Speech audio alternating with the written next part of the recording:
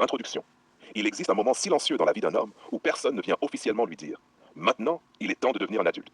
Pas un adulte sur la carte d'identité, pas un adulte parce qu'il paye un abonnement Netflix, pas un adulte parce qu'il travaille, un adulte dans les détails, dans l'hygiène, dans la discipline, dans la manière de prendre soin de lui-même, dans la façon dont il respecte son propre corps, son environnement et son image.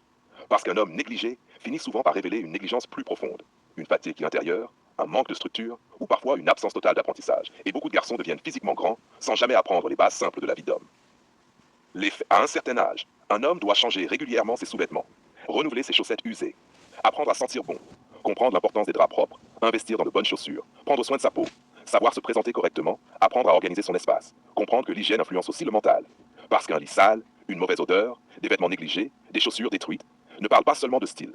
Ils parlent parfois d'éducation, de discipline, de rapport à soi-même. Et ce qui est frappant, c'est que beaucoup d'hommes apprennent cela très tard. Parfois grâce à une mère exigeante, parfois grâce à un père structuré, parfois grâce à une femme qu'ils ont aimée, parfois grâce à une humiliation, parfois grâce au regard des autres, parfois grâce au travail. Certaines ex-petites amies ont littéralement rééduqué des hommes sur des choses simples. Tu dois changer tes draps plus souvent, tu dois mieux te parfumer, tu dois apprendre à assortir tes vêtements, tu dois prendre soin de toi. Et même si l'ego masculin déteste l'admettre, beaucoup d'hommes ont appris certaines règles de vie grâce aux femmes qu'ils ont fréquentées. Analyse.